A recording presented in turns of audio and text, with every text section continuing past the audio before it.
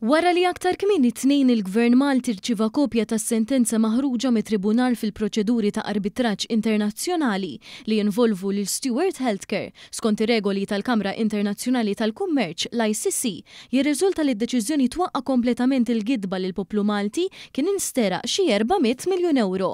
It-Tribunal laqa' d-difiża prinċipali tal-Gvern u anke ċaħat it-talba kuntrattwali ta' Stewart Healthcare. Fis-sentenza it-Tribunal Internazzjonali rikonoxxa li Malta irċivit valur ġust ta' servizzi mwettqa minn Stewart u għall-ħlasijiet li saru mill-Gvern ta' Malta taħt il-konċessjoni. Skont is-sentenza tal-ICC il-benefiċċji totali li rċieva l-Gvern ta' Malta jammontaw għal ftit inqas minn 890 miljun euro, filwaqt li l-ħlasijiet li rċivit Stewart Healthcare jammontaw għal inqas minn 885 miljun euro. Il-Tribunal tal-ICC ċaħat ukoll it-talba ta' Stewart li l-Gvern ta' Malta temm il-konċessjoni b'mod illegali jew li kien dovuti kumpens kontrattwali. Brabta ma' din is-sentenza l-Prim Ministru Roberta Bella seħħ konferenza tal-aħbarijiet fil-Berġa ta' Kastilja fejn sostna li l-arbitraġġ jikkonferma l-pożizzjoni tal-Gvern biex jipproteġi l-interess nazzjonali u jiżgura li r-riżorsi pubbliċi jibqgħu jiġu amministrati fl-aħjar interess taċ-ċittadini Maltin. Spjega li s-sentenzi magħmula minn 200 paġna u l-Gvern qed jevalwa deċiżjoni sħiħa flimkien mal-avukat tal-Istat u l-konsulenti legali tiegħu biex jikkunsidra l-implikazzjonijiet legali tas-sentenza. Dr. Bella spjega li d-deċiżjoni hi mill-aktar ċara.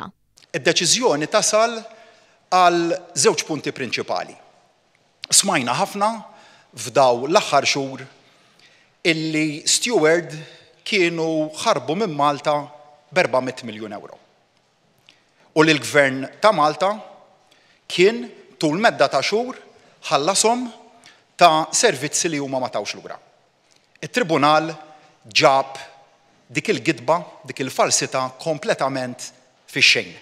It-tieni konklużjoni li l-istess Tribunal ġab fix-xejn kienet ukoll is-somma ta' 148 miljun euro li kienet se tingħata lil Stewart li l-Gvern kien waqqafhom. Quddiem dan kollu għall-kuntrarju ta' dak li għamlet l-Oppożizzjoni Nazzjonalista, il-Gvern Malti baqa' kalmu responsabbli biex l-interess nazzjonali jibqa' jiġi segwit.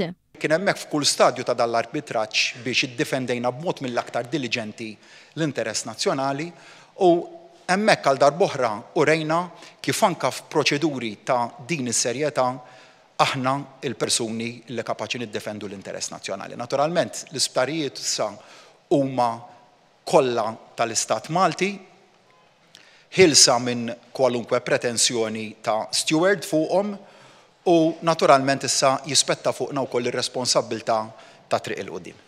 Min-naħa tiegħu il-Ministru għall-Ġustizzja Jonathan Attard spjega li l-Gvern ma qadx jistenna u ħadem fuq in-naħa tajba tal-poplu Malti. Hawn fakkar kif waqt li l-Gvern kien qed jagħmel dan kollu sabu diversi ostakli mill-Oppożizzjoni Nazzjonalista. U għad hemm jirringrazzja lil kull min